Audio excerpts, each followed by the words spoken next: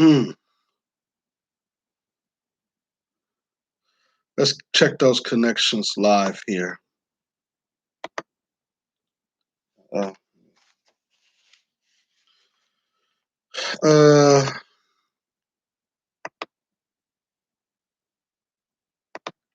hmm. Thumbs up, thumbs up. 516-418-5867. So I got that correct. Jim Crow, Joe Biden's first 100 days. That's what we're talking about today. We're also going to be talking about the shooting of Andrew Brown Jr. and why the killing of black folks are just not going to stop. Let's talk about it. These people are not going to stop killing black folks. Come on. This has been embedded in the American society. You think that these folks are going to stop? Because one of the reasons why they're police officers, let's go ahead and get into it. Reason why these people are police officers is because they want to kill black people. And if they cannot, these folks will turn in their badges. Understand? The shooting of Andrew Brown in Elizabeth City, North Carolina. We'll talk about that. And of course, we're going to be talking about Jim Crow Joe Biden first 100 days. What have he done for the black community so far?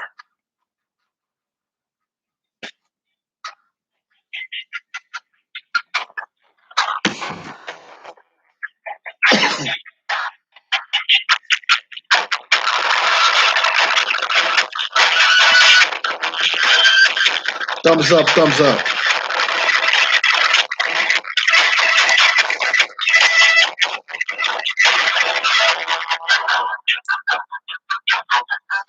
Let's go live on Instagram.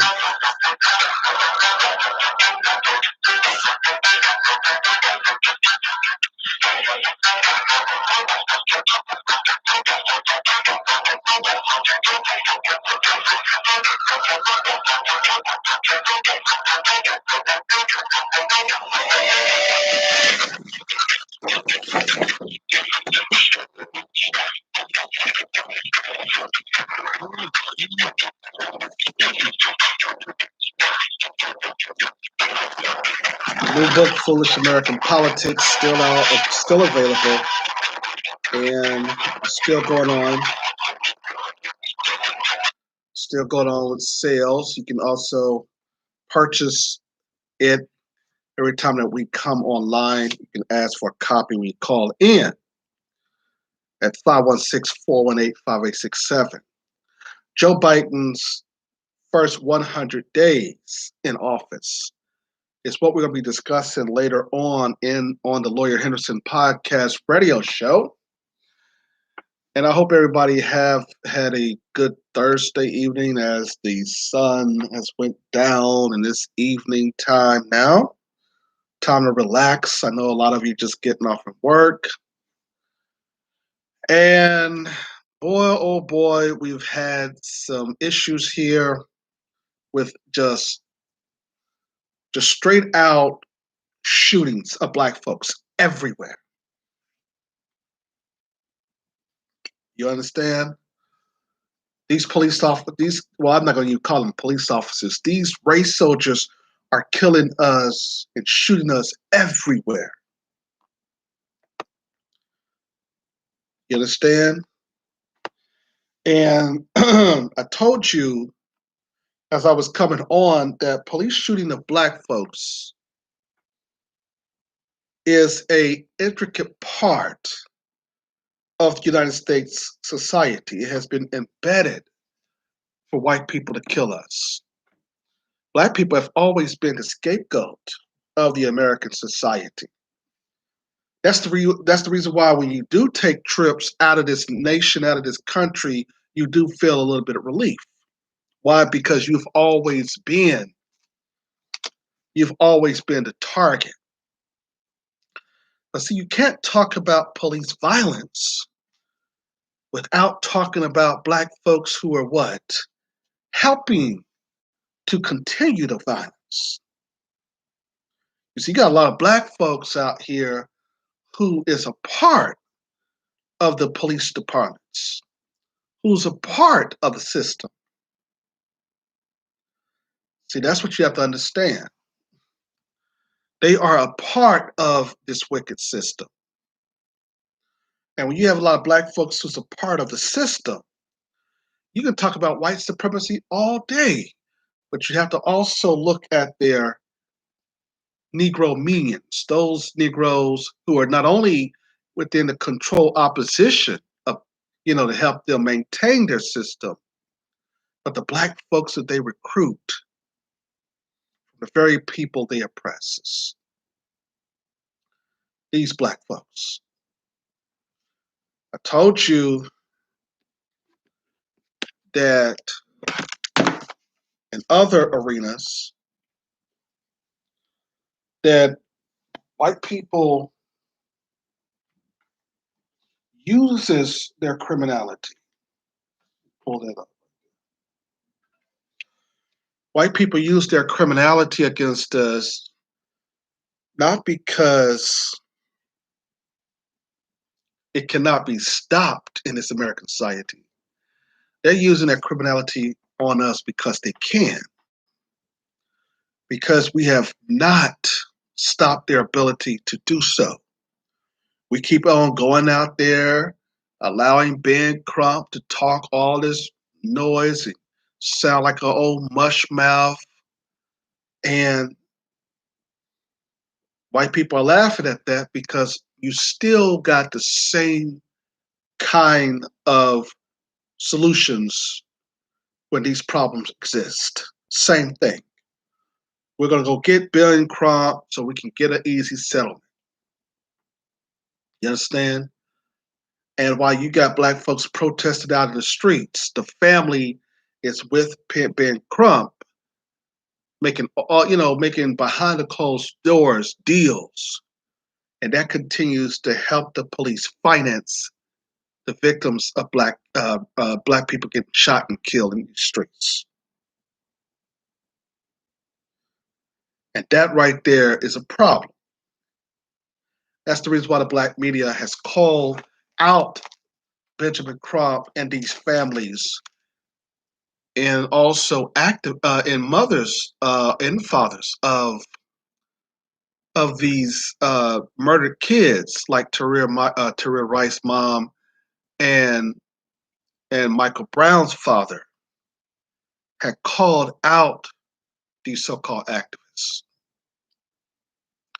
because it is these people who is helping to exacerbate and finance and helping the financing of our shooting and killing. These Black Lives Matter folks and these activists and Ben Crump, they are the underwriters. They are the underwriters of the monies that is used to finance the death of our kids. You see, they have underwritten all kinds of checks that the white man can cash against us when he shoot us down in the streets. And then we want to scapegoat by saying, shoot, look what we're doing to ourselves. Shoot. You see? So the focusing on the issues of white power and white violence and police violence against black folks have been, like I said earlier, has been embedded in society.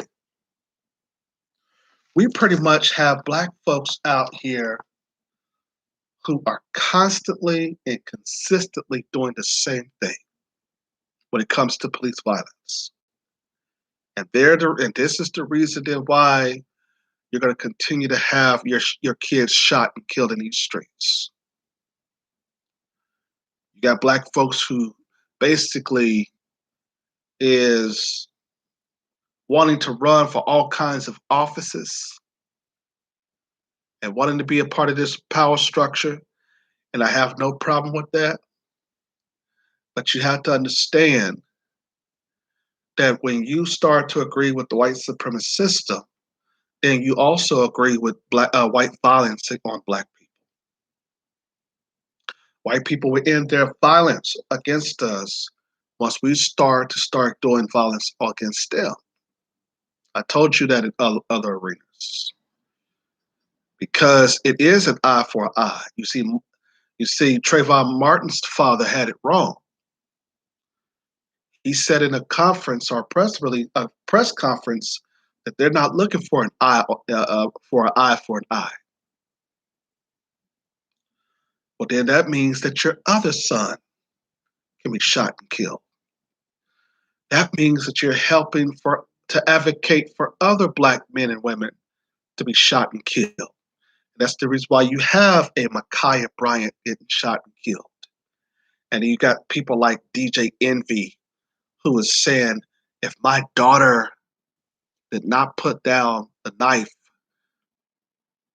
you know, I wouldn't do anything about that because the police told her to put down the knife.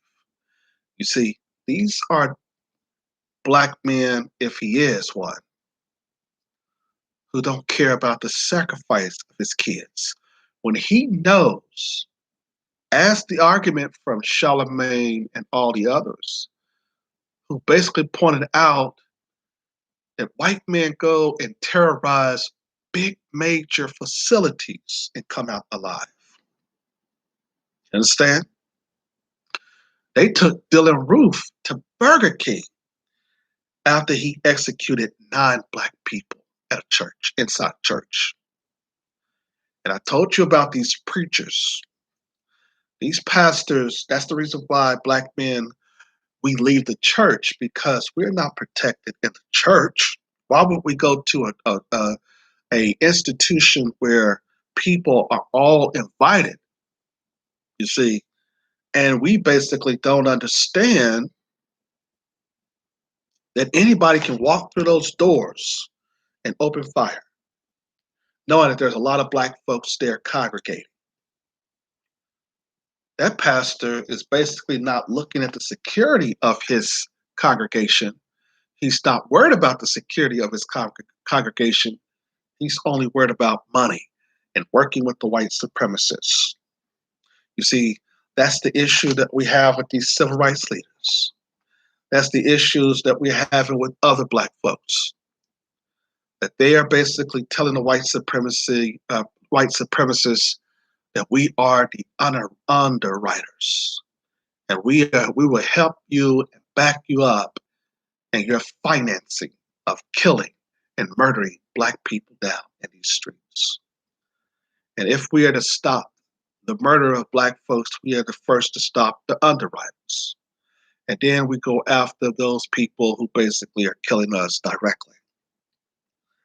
And I mean that metaphorically, and if necessarily, I mean that literally.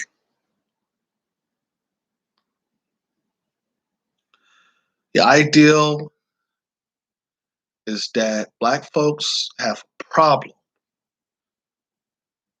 with not understanding white people violence against us.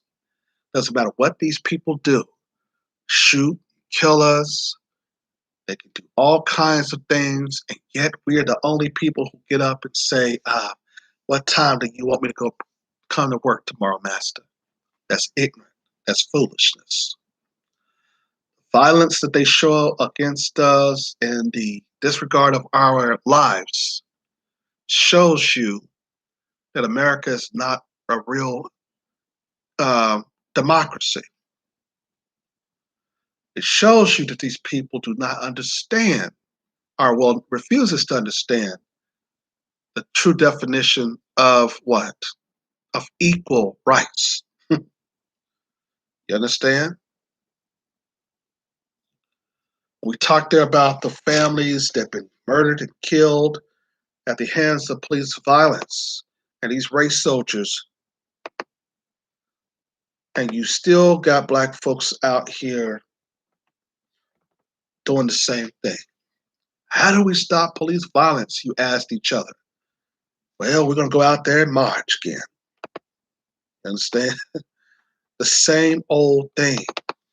And then we bring these cowardly and weak constituency, like Farrakhan pointed out, trying to advocate us so they can hog up the cameras, thinking and trying to give themselves credit about when a police officer is indicted. You have to understand that we finance our own deaths and the death of our kids when we basically allow these folks and try to come on and express ourselves to them like they don't understand what they're doing to us. It's not about debating these people. These white supremacists who called me up, it's not about debating them. It's not about debating them. These cowards that's calling into the black media and calling us all kinds of niggers and monkeys and stuff like that, these are cowards. The white supremacists have a history of their cowardice. Why do you think then that they have to pull out guns? You think a white man would be in your neighborhood talking all kinds of crap as a police officer if he didn't have a gun and a badge and a whole system behind him? No. He basically, at that point, refuses to even do security.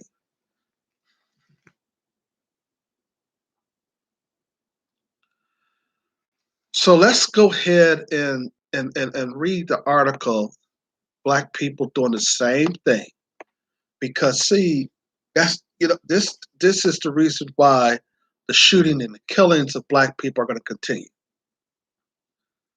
NBC News did an article on the case of Andrew Brown. It reads that Andrew Brown Jr. shot 5 times, once in the back of the head, according to the family-backed autopsy. The 42-year-old North Carolina man was fatally shot by sheriff's deputy last week in Elizabeth, North Carolina. Now, after all these mass shootings, all these killings and killings and killings and killings that white men do, you can't get the federal government to arrest these jokers. But when a black man is in office as a sheriff or a police officer, they basically bring charges real quick.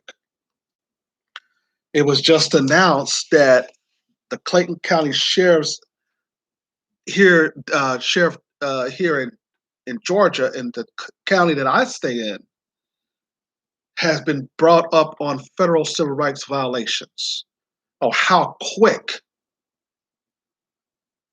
by Sheriff Victor Hill putting 4 people last year in a restraint chair, how that went right into the feds coming after him real quick because he left some prisoners in a restraint chair for just 1 hour in a sense of alleged torture.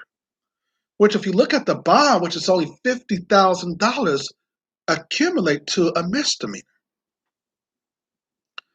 Because you don't pay the whole $50,000 when you're arrested. You only pay about, here I think it's about, 5 or 10%.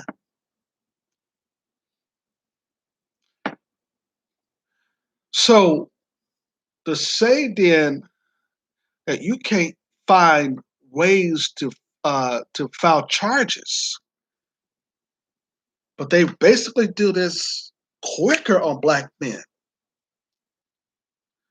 Look at the race soldiers in Breonna Taylor's case, that there's no charges yet from the FBI and the federal government and Justice Department, and they continue to investigate, and yet they were able to bring civil rights violations and even announce 1 felony charge in Victor Hill's situation. And I'm not saying that Victor Hill is not corrupt. I'm just trying to get you to understand how even when black folks are in the system, they are first to be indicted by the federal government and the state police. But let's go ahead and read the article of what's going on here right now in Elizabeth City, North Carolina. And we like to use our fair use here in the black media. See, this is the reason then why, even though you have other black media, you got Vicky Dillard and Tariq Nasheed and Jason Black, Professor Truth, Willie D, and others. You see, the white supremacists have a overall media as well, where they got all kinds of outlets like ABC, CBS, NBC, CNN, Fox News, C-SPAN, other types of news outlets out there, right? And they're able to really understand why media has to be basically propagated all year round. So, so anytime that they are in a sense of saying that they want to have media all 24 hours a day, like CNN and all these other cable networks have, then it's also important for Black people to have multiple media outlets talking about these issues. And that's where I come in. You understand? Media has to be all around. It has to be constantly and consistently in the Black community. But anyway, NBC News is reporting that the Black man who died during an attempted arrest in North Carolina last week was shot 5 times, once in the back of the head, his family said Tuesday. Less than an hour after an independent autopsy concluded that the man, Andrew Brown Jr., 42, was killed by a bullet in the back of his head, the FBI announced that it was opening a federal civil rights investigation. There we go. They always talk about a federal civil rights investigation. You had a federal civil rights investigation in Mike Brown's case, and all you said to them, to the police, that you must do a overhaul of your entire police force. What the hell do that mean?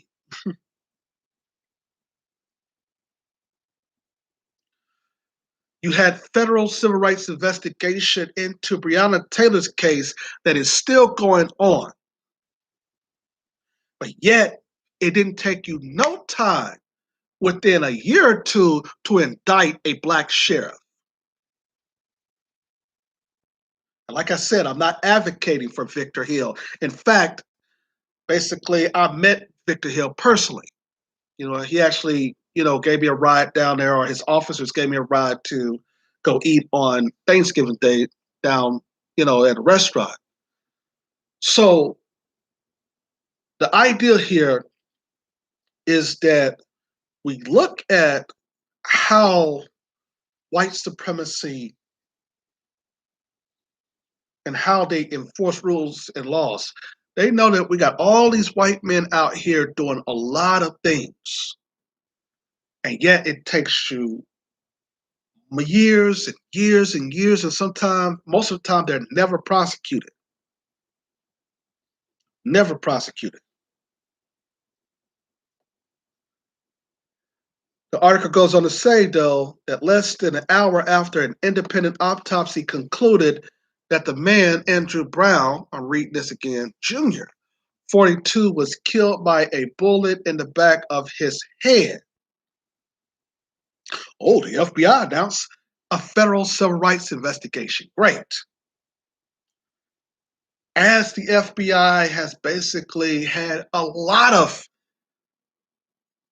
federal civil rights investigations open, and they did nothing when it came to Black folks being the victims of police violence and brutality. The article goes on to say that Brown's relatives questioned why Pasquantank, I hope I said that right, county sheriff's deputies used deadly force while serving a warrant for his arrest on felony charges Wednesday. The family commissioned a forensic pathologist, Dr. Brett Hall, who found that Brown was shot 4 times in the right arm and once squarely in the back of his head. That is the bullet that killed him. You understand? The shot to the head was fired from an intermediate range and penetrated Brown's skull and brain, according to Hall, who is based in Boone, North Carolina. The wound had a trajectory of the bottom to the top, left to right, and back in the front, Hall report said. Okay? That's enough right there to charge these race soldiers with murder, because I heard that they said most of them out of the 5 that showed up at these deputies resigned immediately. An attorney for the family, Wayne Kendall, said in a news conference this in fact was a fatal wound to the back of Mr. Brown's head as he was leaving the site trying to evade being shot at by these particular law enforcement officers, that we believe that nothing but straight up execution. You understand? These people think it's okay to shoot and kill us. That's the reason why we've said in the black community, in the black media, we are not living in a democracy. This is not a nation of laws. This is a country of I'm white and I say so. And nigga, if I say that I'm going to shoot you, I'm going to shoot you regardless of what people think about the murder. You understand? It goes on to say that Hall's report confirmed the findings of the state death certificate that showed that Brown was shot 5 times, once in the head and once in his right shoulders, twice in his upper right arm and once more around his right elbow. It said Brown's immediate cause of death was penetrating gunshot wound of the head. Khalid Faribi, Brown's son, said the finding shows that his father posed no threat to deputies, making deadly force unnecessary. Those gunshots to the arm, that wasn't enough. They weren't enough, he said. It's obvious he was trying to get away. It's obvious that they're going to shoot him in the back of the head. That's not right. That's not right at all, man. End quote. A fatal shot to the back of Brown's head will raise difficult questions about the use of force, law enforcement expert says Tuesday. You see, they always talked about this. Every time a black person gets shot, they're telling us to stay calm. Let's not jump to conclusions, just like they said in Ma'Khia Bryant's case. Let's not jump to conclusions, just like they said in Breonna Taylor's case. These are race soldiers, and the FBI and the state police, they know that the local authorities are hiring white supremacists in these police departments. They know that. But yet they basically ignore the propaganda, because I told you, even though that this is a system of ideals, it is also a system of corruption. It's a system of barbaric and abuse of power and authority. And it's a system of white supremacy and oppression. And there is nothing that you can say in order to justify what I just said, or disagree with what I said, rather. It goes on to say, in end quote, that of course we don't know the specific of what happened, and we haven't seen the video, said Keith Taylor, a 23-year-old veteran of the New York Police Department who now teaches at John Jay College of Criminal Justice at the University of New York. But if you have someone fleeing away from law enforcement, and if there is no weapon or threat of the weapon, then what is the justification of ending that person's life? John Jay Professor Gloria Brown Marshall said that if Brown had his back to the deputy who fired the deadly shot, she would be hard pressed to justify the shooting. Okay. Well, I mean, if you can bring on all kinds of experts, professors, or what have you, go ahead and bring on all of your criminal justice professors at Harvard and Yale and all these other types of universities that y'all like to basically get all your ideals from. The ideal of news reporting is to specifically ask the question, what would be the charges? Why is it that when a black person is shot and killed, you announce a civil rights violation investigation that doesn't go anywhere? We don't hear about the civil rights investigation. Remember, like I said earlier, in Mike Brown's situation, we didn't even know that they concluded a civil rights investigation where they announced that like I said earlier, that they have to do an overhaul of this police force because it was 80 something or 90% white. You understand? But you have to also watch out for the black officers as well. They don't get no pass either. And like I said uh, earlier, making that point, they go out there and try to do the same thing that the white supremacist officers do, knowing that they get brought up on charges quicker than the white supremacists. Are these race soldiers and these police forces? And I told you we don't talk there much in the black community about community policing, do we? Because we're so busy wanting to go out and entertain ourselves and have fun, and then we wonder why then we're getting shoot and killed in these streets. Because we got a lot of time to then play around. We want to go out there and have fun every week and not knowing that we are at war with the white supremacists. That's what black people like doing. They don't want to basically sit down there and do the work. But let me go out here and let me go party again. And then you wonder why the race soldiers are out here killing you. Anyway, the article continues to say other things here, but I just wanted to bring this case up because it was very important. They got attorney family. They got a family attorney, Bacardi Sellers. You see, another black person like Lee Merritt and Ben Crump. You see, you have all of these black attorneys showing up as underwriters. And that's a problem for us. You see, y'all are desperately helping these folks to finance our executions.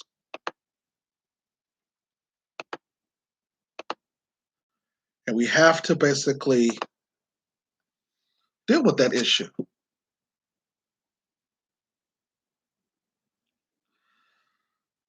So, that's that. And as I said earlier, the police shooting of black folks is an intricate part of society. In other words, as Dr. Umar Johnson pointed out, that this have already been embedded into their society as black people have been a scapegoat. They are not going to change that until you really, really start doing the same thing to them and their children. They're not going to change whatsoever. All this praying and going to church, none of that is going to make sense to them because a white supremacist do not know, do not want to understand reasoning.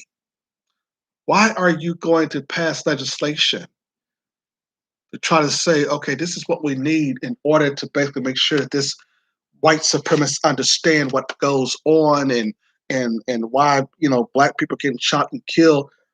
What will legislation do in order to change that? It's not. You're dealing with white supremacists who have no heart, who have no soul. Police violence and police discrimination and white racism against black people have been going on for years. So what make you think they're going to change that? They're not. And we should know better after all this violence that we go up against. We should know better as black folks. But we don't.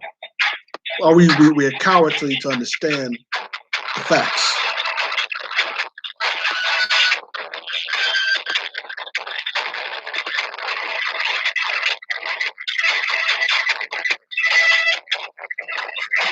Thumbs up, like, share, and subscribe. Hit that thumbs up button, like, share, and subscribe.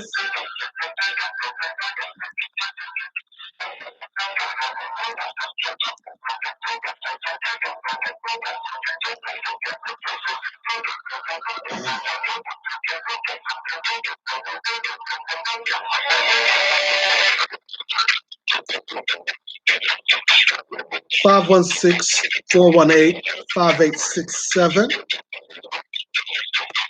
That's the number to call in. Thumbs up.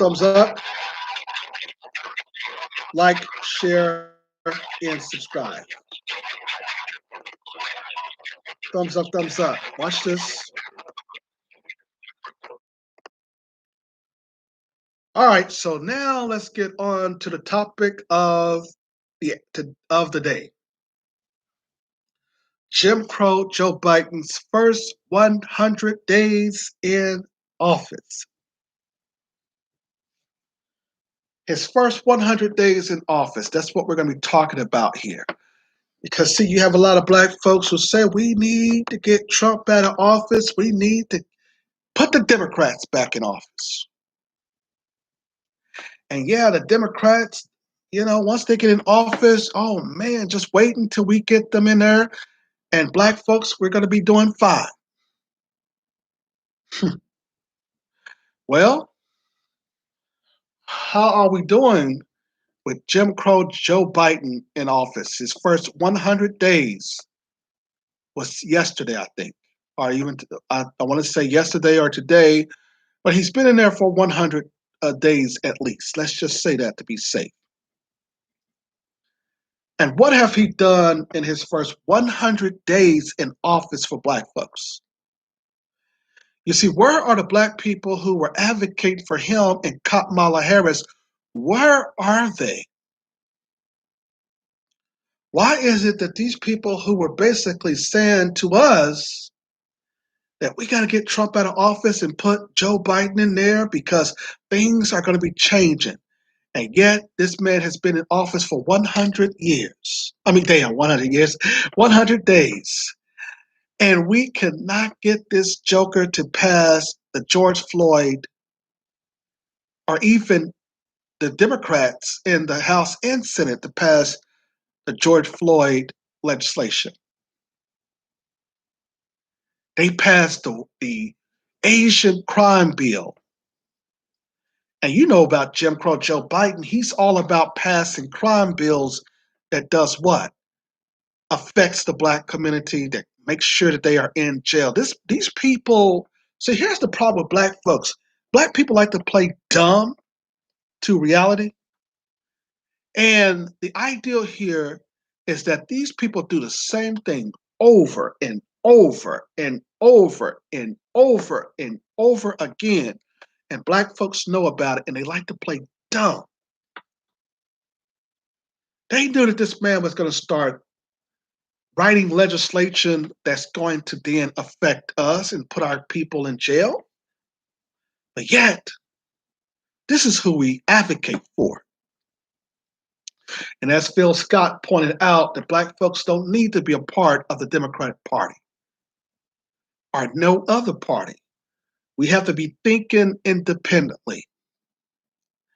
I sat yesterday on YouTube and other places and listened to this man's whole entire hour and 12-minute speech, where this man said nothing, really nothing about Black people as far as our economic conditions and meeting with Ice Cube or even meeting with any Black leaders to discuss our repertorial payments that they owe us for 465 years of racial injustice. He said nothing about Black people in a sense of how they're going to repair the damage that was done to us in the Black Holocaust. But he did. A lot of people were calling me and saying, "Listen,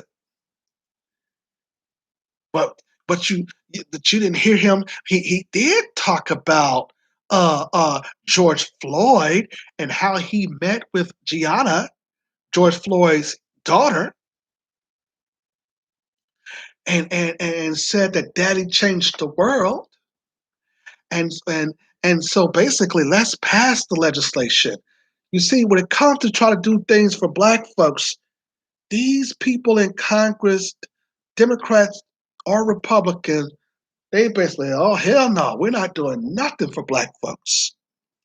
And you have to ask white people, how do these people, if you all are saying that you're not racist, how do we keep on ending up with racists in the state, in the Congress, in the Senate, and in the presidency, and in your judges positions, district attorney office? How is it that y'all can continue to find these people and put them in office if you're not racist? They have not been able to answer that question.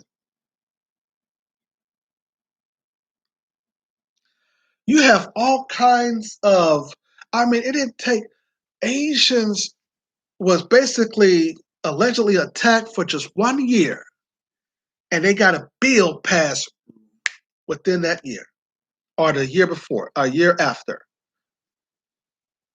The anti-Asian hate bill, where, oh, they said that all these Black people were out there attacking Asians. And old Jim Crow Joe Biden said we passed the hate crime bill against Asians. It didn't take them no time for them to pass that bill and get that to his desk. So when you talk there about these folks talking about it's not about color and it's not about race, anytime you hear a person who say that, you got to question that person's mentality, because it has always been about race. Every system that white people have created, as I pointed out in other arenas and commentary, you see where the Black man is on the bottom and the white man is on top. You understand? So in other words, it was an issue there that they were going to continue Obama third term. You see, Jim Crow Joe Biden, he just basically said, "No, I'm not. I don't even need Obama no more." He said, "I got the Black vote already." He just pushed Obama right to the side. Even though Obama basically helped him as the vice president, picked him as a vice president, gave him a Medal of Honor and all these old things that he gave to Jim Crow Joe Biden to help him to become the presidency. He said, "What? I don't need Obama." Hey, I don't need that man. I got more Black support than Obama, is what he said. I know that is a lie, but let's deal with that. Okay, you got more Black support than Obama. Okay, where is your legislation to help us? Why do you keep on passing legislation for everybody when it comes to us? You see, you got to understand about white folks when they're in these offices. They basically believe that keeping black people oppressed is the only way that you can run a system. And it's a system that they believe, oh yeah, it has worked. Look at basically what we're doing. We are undermining these Negroes, and we're still the leader of the free world. Yeah, you can argue that, but you got challenges throughout the world. I don't understand that. China is challenging you. You need to talk about diplomacy every time that North Korea talk about doing some stuff as far as nuclear weapons is concerned. Are you really the leader of the free world here? We can't even get old. This Negro, I mean Jim Crow, not Jim Joe Biden, but you see Negro Jim Clyburn in the audience, and he, of course, you got to ask black folks in South Carolina, how is it that y'all have elected this old fart and kept him in office for all these years? The question of black people sitting elected officials to office like Jim Clyburn, that's questionable. We're sending old hags like him to Congress and to the Senate. That's a problem. Yeah, go to my fish fry. And I'm the one that all these politicians, coming to my fish fry. This is a man who has not done a damn thing for black folks in South Carolina, but y'all black folks keep on voting for him. Black people got to start understanding strategy and how to understand to use our power collectively. You see, the civil rights generation, they have basically they basically been destroying our chances of power. That's the reason why the white supremacists are so desperate to basically hang on to them and these pastors out here, because they are our weak constituency that nobody is paying attention to. You see, that's the reason why the white media keep on putting them in the spotlight, thinking that they're going to be able to use these Negroes to shape us in the black masses. And that's not working no more.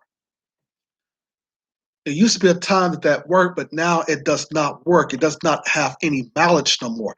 They ran out of mileage with the black community and the grassroots. I've been telling y'all in many of occasions that we have told the civil rights community and the civil rights people to go and retire somewhere. We don't give a damn where you go. Leave and stop trying to advocate for us. We don't want you all to advocate for us. We've been told them that. And yet you got the white media keep on giving them some type of press. You know?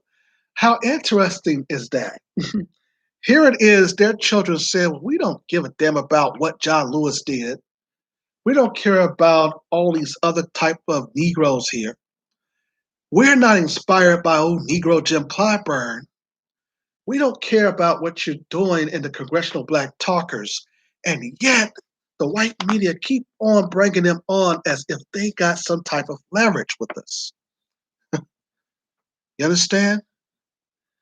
And I sat there listening to this State of the Union address. I was noticing that there was not a lot of support for Jim Crow Joe Biden, so he used the pandemic as a way to say, you know, with his illegitimate election, that, oh yeah, this is the reason why we don't have a lot of numbers of support people. You see, that's what white people do. They like to lie to you. They like to say, hey, this is happening, even though you can see, wait a minute, where's all your support? You understand? They like to lie to you. I got way more people than Obama. And so they're out there just talking trash about Obama. And Obama basically, he's out there writing all these books that don't matter, don't make sense. He's now out there talking about, well, the white power structure did not want me to do anything for black folks. He is saying that in so many words because he did not do anything. Him and Michelle, they still upset because black folks didn't support Hillary Clinton. And yet, you got these folks out here thinking that they got leverage with us. They said that Obama didn't know how to wield power. he didn't know how to use power. Look at that. So your first black president, he's gone because he didn't know nothing about power. He had the power. Oh yeah, he had a Democratic Senate and a Democratic Congress, just like Jim Crow Joe Biden had. And they just said he didn't know how to wield power. He didn't know how to steer. He didn't know how to use it correctly. And so Jim Crow Joe Biden is basically putting them under the bus as that, look, I don't need Obama to help me to get the black votes. These Negroes went out there and voted for me in large numbers. Huh. Even though I beg to defer, but okay, let's deal with it. Your first 100 days in office, and you ain't done a damn thing for black folks. Yeah, he got a lot of black bootleg Negroes up there all on hard when he said, hey, black people. He spoke with us about getting shot by the police and all that. Yeah, we heard that, and still, yet we can't even get these jokers to even pass the George Floyd bill, police bill, or whatever you want to call it. But there's nothing in that bill that suggests the punishment of the police. And that's exactly what we keep on asking for. We want these bastards going to jail for 40, 50, and even life terms. And even if I don't agree with the death penalty, some of these cops need it as well. You see, we got to understand that it cannot just be us dying in these streets. If we are bleeding in the streets, then others got to bleed in the streets. And I mean that metaphorically, and if necessarily, literally. We can't be the only people dying in these streets. Other races have to die in these streets too now. And that's have to be basically to get other people to understand that you're not just going to kill us keep constantly. You just can't kill us constantly and thinking that you're going to get away with it. The police violence will stop when white people start dying in these streets. The police violence of black folks will stop when white folks start dying in these streets. Because that is the only message that they understand. All this old marching and civil rights this and looting that, those are not going to do anything. I'm not saying that we shouldn't march or rally or protest. I'm just saying that's not enough. You see, you got to understand what the white supremacists respect. And they respect numbers, they respect blood, and they respect death. Okay? And a collective of people who are saying the same thing. Now they're forced to listen. You see, white power is based up on the international division of labor. That's the legacy of white supremacy. Remember, we're going our commentary on the legacy of white supremacy. It has often been what? The international division of labor. That's the legacy. And the murders and killings and raping of people, specifically black people, and the killings and the theft of Native Americans in their land. That's the legacy of white supremacy. You see, you ask black folks all the time, right? Why is it then that we ask each other as black folks, why is it that we, do the things that we do? Okay, well, because number one, we don't know who we are. We keep on arguing even about the basic thing. We Christians, we this, and we Jehovah, we Israelites, and we African, and we this and stuff like that. And all of this get us to argue about things that is pointless. I would argue that if we just say that we're black and that's why they hate us, that's sufficient to me enough. Okay? I told you 2 times already that this is having forming for the white supremacists to make sure that there is black people getting shot and killed by the police. That is embedded and rooted into their society, and they're going to continue to do it. I was listening to an interview of a black woman. Well, I don't know if she's Puerto Rican or black or whatever, but she said that she would move back. She was on Phil Scott's show. She said she moved to Costa Rica, right? She said that the murder of George Floyd, that she was in the military and stuff like that, but the murder of George Floyd basically caused her and her children to have trauma. Okay. But see, I had questions for her, not to basically say that that's not true, but I was like, wait a minute, you're in the U.S. Army, and I don't know if she went into battle or whatever. I'm thinking that she just probably had a job in the Army. But I mean, you don't see how America do other people in other nations when it comes to killing and violence and things of that nature. You know, what they call American interests.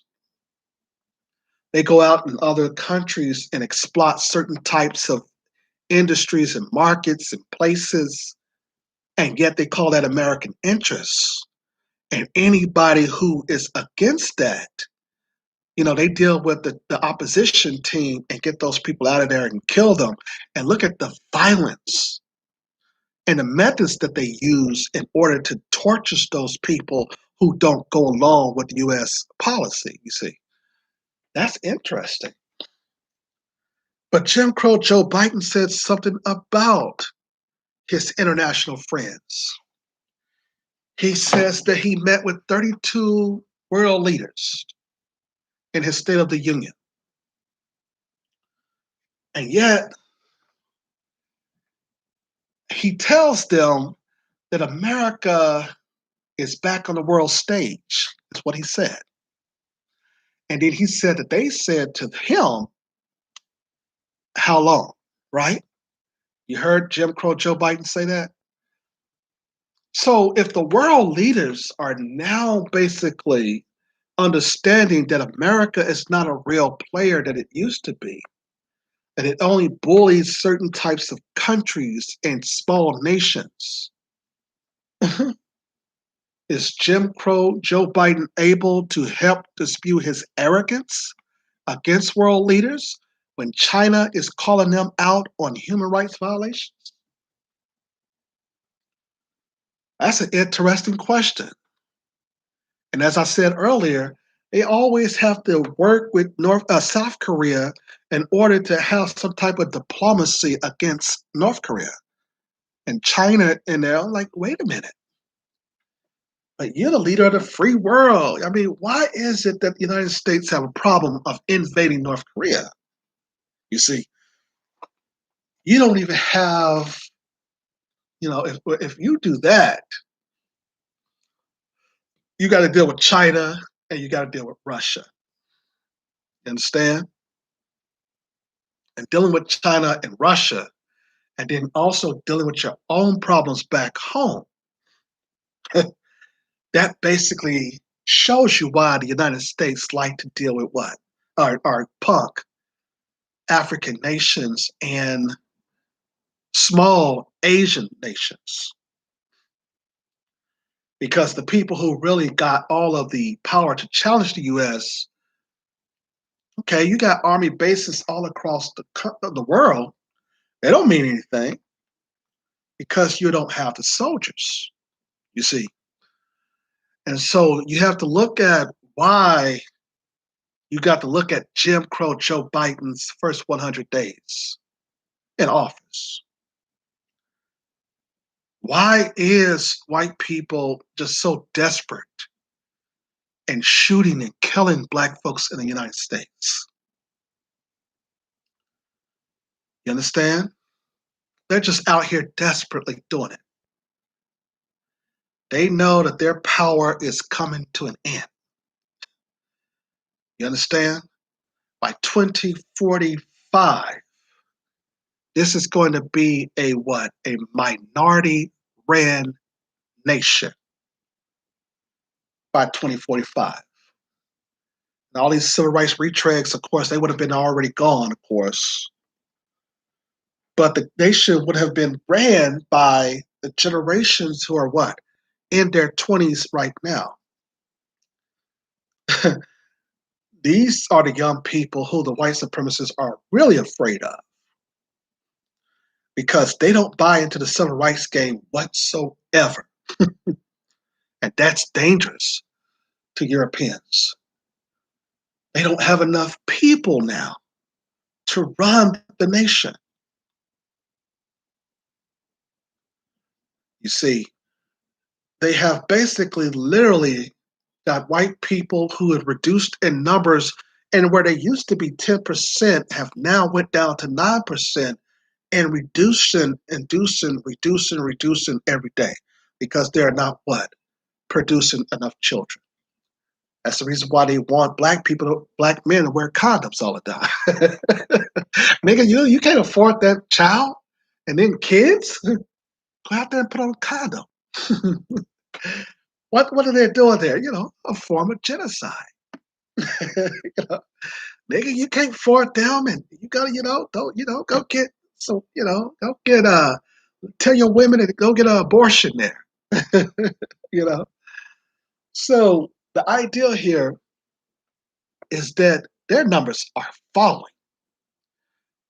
They're gonna be a minority in their country by year 2040 or even 2035 here. You understand? That means that the vast majority of political jobs is going to be basically what? Ran by people of minority descent. In other words, your politicians are mostly going to be black, Hispanics, and with an elements of Asians. And so they're nervous that we're going to do the same thing when we become the majority to what they're doing to us. So they're desperate right now.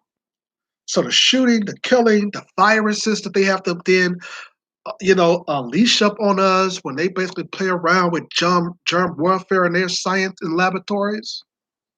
This is the way to try to reduce our population. And they're upset because it has not worked. They had used scientists. I don't even know if Dr. Fauci is really a scientist. They used him. He's been in the game since 1980s trying to reduce black folks' population.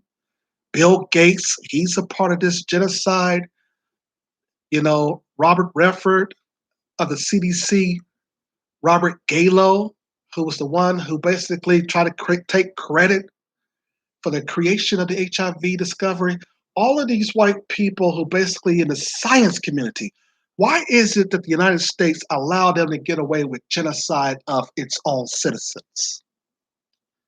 You got to ask the question. You understand? Because they're helping to try to come up with ways to reduce the population so they can stop the minority for being the majority by the year 2035. You understand? So they need to unleash all kinds of germ warfare on us. And I explained to you that they're going to come out with another deadly virus, and you heard it from me first, that's going to be supposedly even more dangerous than the COVID-19, along with these vaccines y'all out here taking. You understand? You see? That's what Joe Biden told the black people in a sense of behind the closed doors meeting. This country is going to be minority, black, Asian, and Hispanic. He said it, and I'm just paraphrasing. And he said, you guys got to start working with the Hispanics. That's what he told his civil rights flunkies. He said, you guys going to have to start working with the Hispanics. Problem is that the Hispanics have not been working with us. You understand?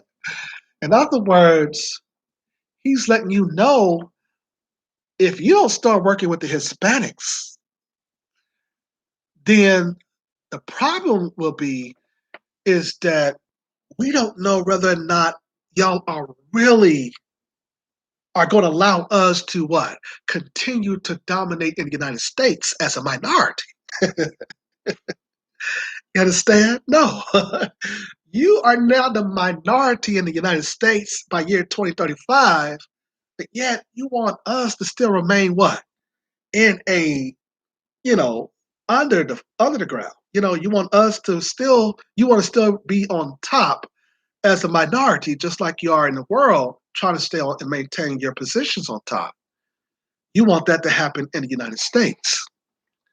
You see, I told you about all of these Europeans that came from abandoning their countries, like Elon Musk and all these people. They come over to the United States and they come with arrogance. So that's the problem and the issue with the white folks in the United States as well.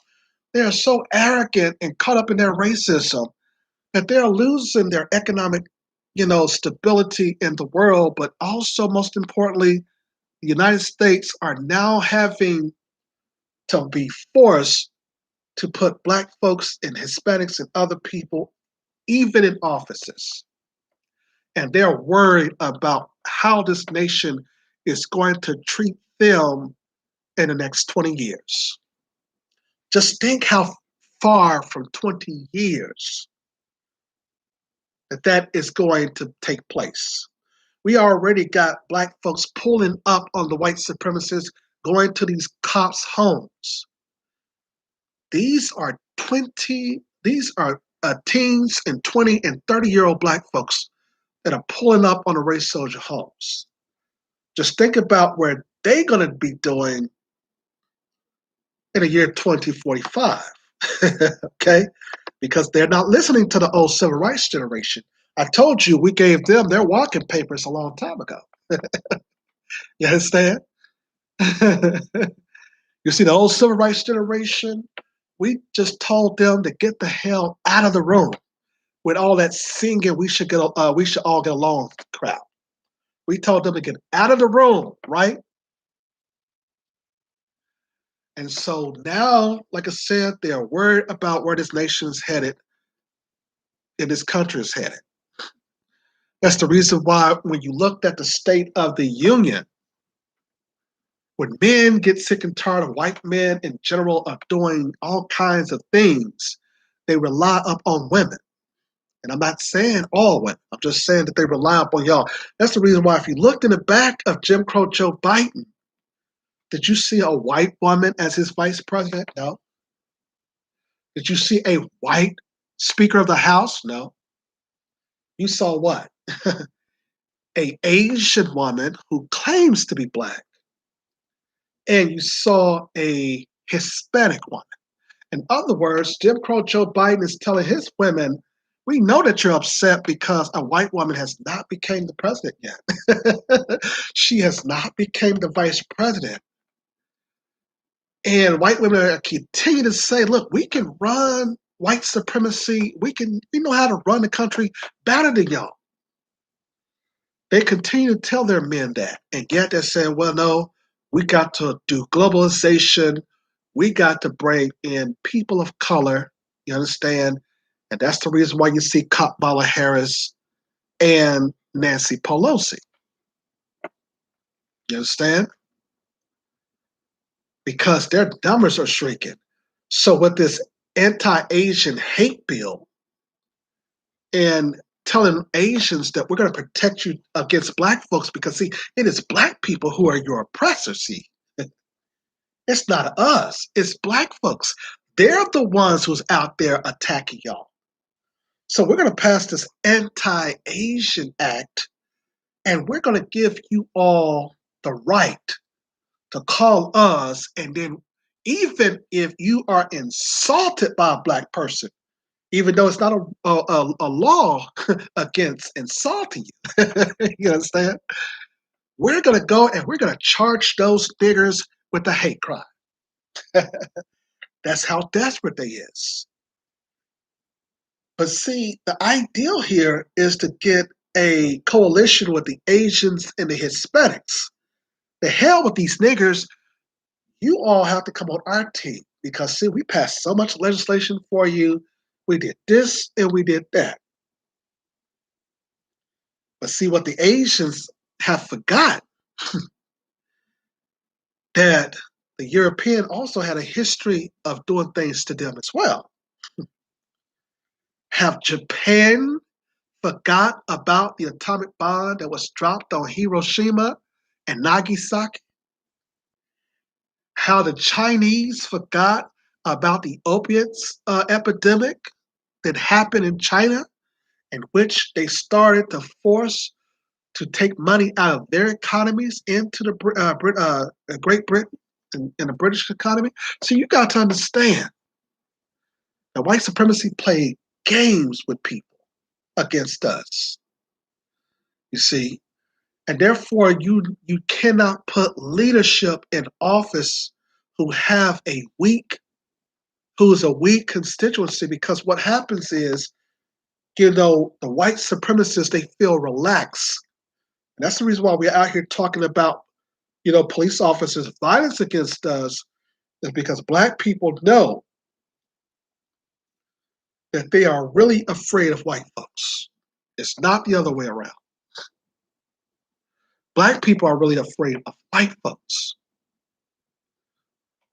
And until you lose that fear, then you're going to always be subjected to violence, police violence, white supremacists trying to kill your children. Your daughter's getting raped. Your daughter's coming up missing. Your young men getting put in jail. You understand? That's because we have a system that operates opposite of its name. There's no such thing as equal education. You ask black parents, why are you basically leaving the black communities just to go and put your children in other people's schools? And yet they have to deal with racism. How many of y'all watched the video of that daycare, that preschool, where they were just feeding the white kids first, and all of the black kids did not have plates in front of them? And then yet they told the black man who filmed it, oh, you just didn't hear the whole story. Well, what is the whole story? Why are you just not passing out food randomly? you know, they couldn't answer that question. You understand? Well, you niggers, y'all didn't see the whole video and y'all just jump into conclusions, blah, blah, blah, blah. No, we saw the video where all these white kids had food and the black kids didn't. Let's stop playing. But see, we've got a bunch of parents, though, who like to drag their kids in their neighborhood. Why? Because they're dealing with all kinds of insecurities. You understand? They're dealing with all kinds of, self-hatred. They think that their education, that white people are going to educate their kids better in those schools. And then when the kids get into the schools, you have problems and information, and they're lying to your kids, and they're basically suspending your children first and kicking them out of school and saying y'all uncontrollable, and they're doing all kinds of things to your children in these schools. And they're like, man, we don't want to teach your kids. We're not going to feed your children. We don't even like your children. And you got black parents, y'all don't like my kids? Well, take them anyway. That's ignorant. That's foolish. Malcolm taught us that only a fool will allow his enemy to educate his children. We got a lot of black parents who are foolish. Going out into the suburbs to get so-called equal education. How can you describe that as equal when the white man is taking you out of his history books? First thing you have to learn about equal education is the fact that everybody's contribution to society has to be written inside the textbooks. He telling you that Christopher Columbus discovered the world when there's people who have already been what? There on the land. So how did he discover anything? See, this is the kind of foolishness that black parents like to deal with because they're dealing with their own failures. You see, so what they're trying to do though is since they have failed in society, they try to put all their aspirations into their children and live in their kids instead of allowing their kids to do what they want to do in life.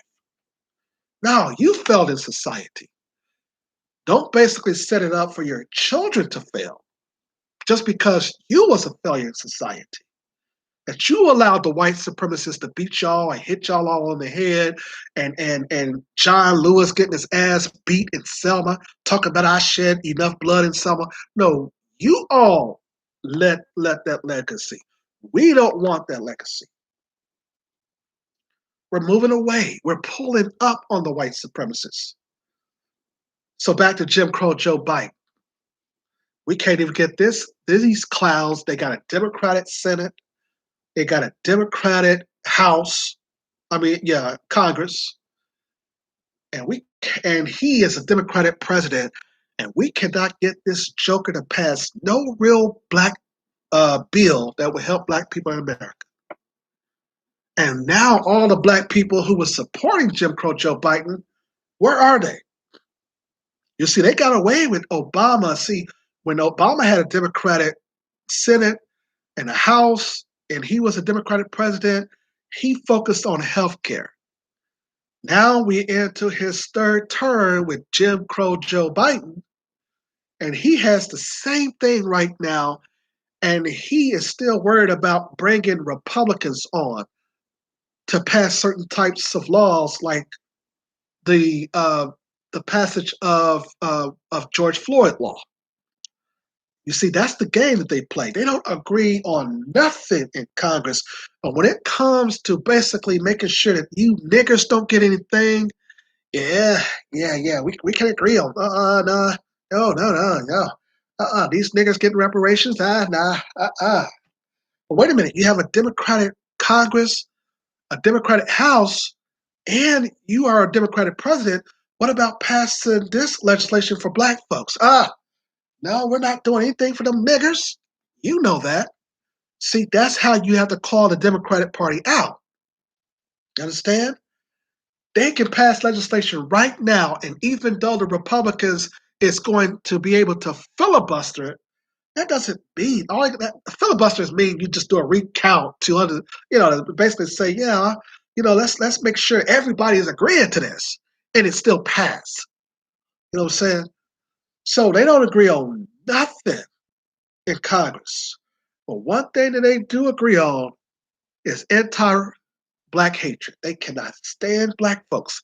And that's the reason why you have to ask them all the time, these average white folks out here who talk about class, and they try to then convince black people, racism doesn't exist, it's about class.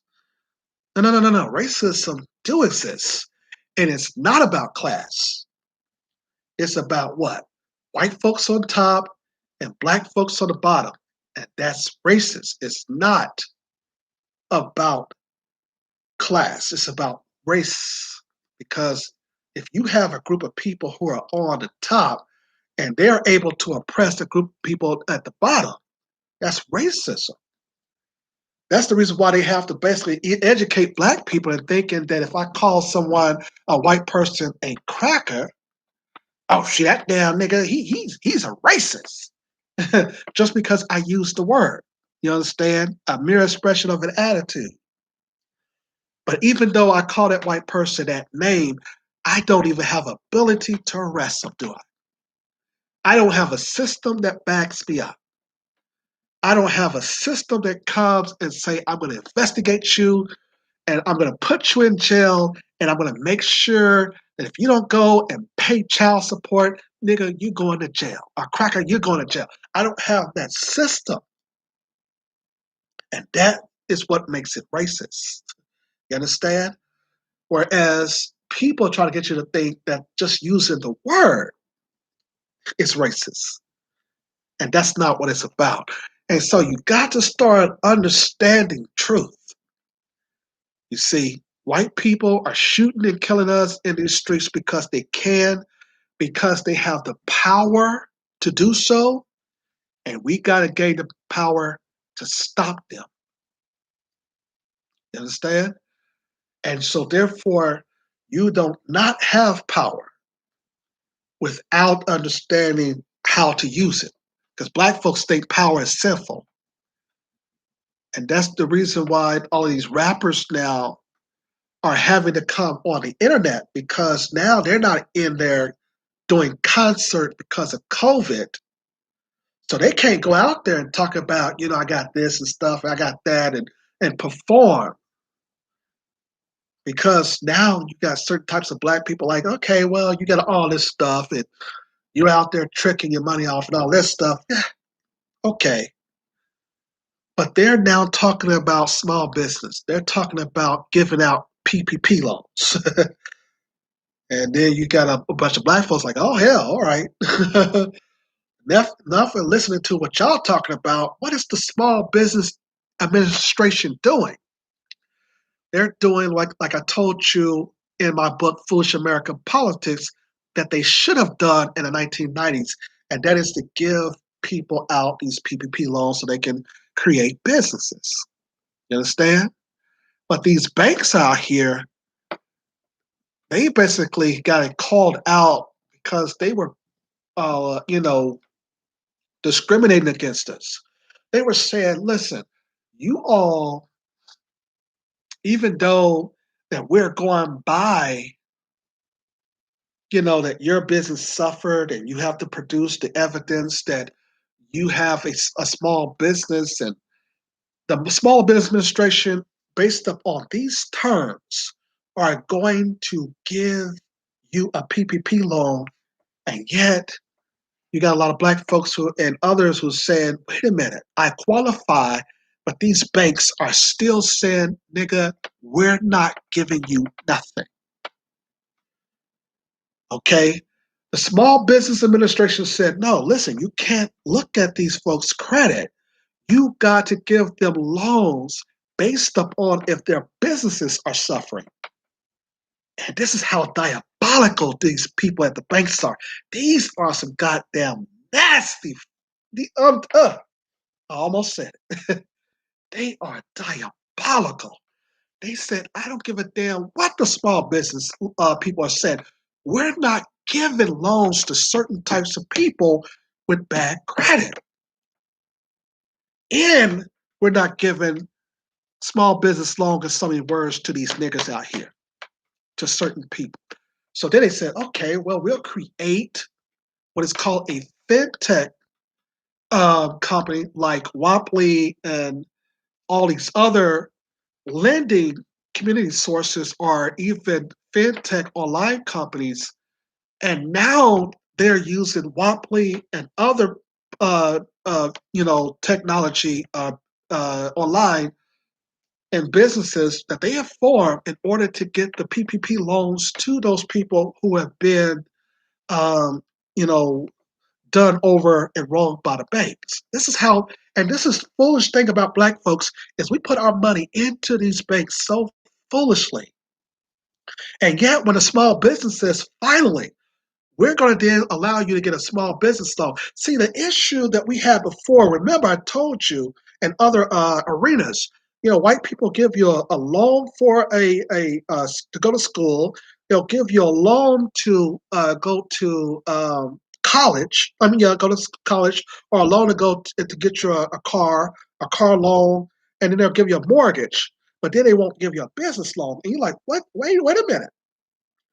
Why do I have to go out there and get a job and be on that to qualify for those things in order to pay off everything? It just didn't make sense. You understand? So they basically could keep you in debt, and they knew that this was going to be able to keep you in debt because you know that the business loan is what's going to finance the other loans, not going out there working on some job for 20 years and then paying it off every month and stuff, and then they have to come and get your car or pull up and foreclose your home. Why was the banks refusing to give you business loans?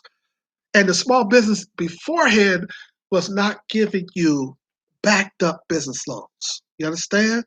Because they knew and they recognized that we can keep these people paying us forever. That they basically, with a job, would never be able to do anything. That's the reason why they left out giving you a business loan. Because what do the business loan do? It is where you bring the wealth in. The business loan take care of all the rest of the loans. It takes care of the car loan. It takes care of the mortgage. It takes care of the all the other loans. You understand? So therefore, they stop you from getting the business loan because the business loan is where the wealth come in, because it creates a lot of money and you generate money and you generate wealth. And so you're able to pay off a car, your house note, and property and other things and college all at once by what? Simply having a business if that business is successful. So that's the reason why the business loan was always kept out of the equation. So they recognize is that no, we got to give out money because the economy is doing bad. We're talking about a redistributing of wealth here. So we'll let these folks get PPP loans and blah blah blah blah and all this old stuff. But you have to ask the question though, why was they not doing that before? They recognize that America is in a tight situation. They even got white people leaving the nation. White people say, I'm getting the hell up out of here. Like, where you going, white people? I'm going over here to this nation because I can live good. So they recognize that they're losing certain types of people in order to sustain the United States and its racism that has always been embedded in the system. You understand? So Jim Crow Joe Biden's first 100 days, he is a failure.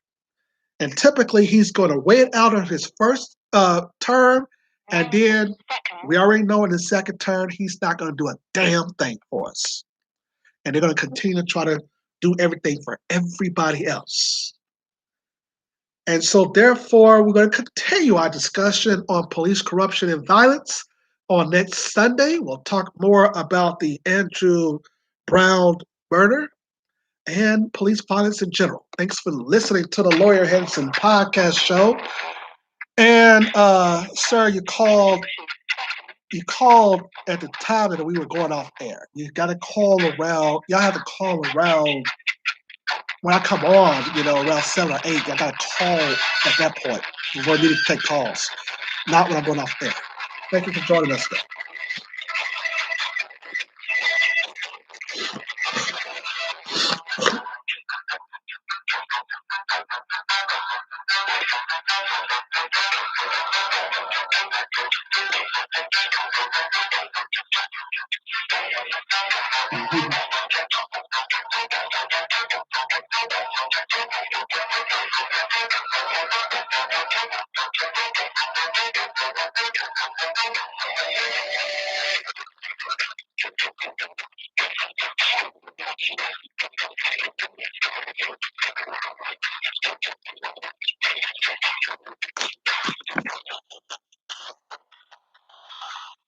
Mhm.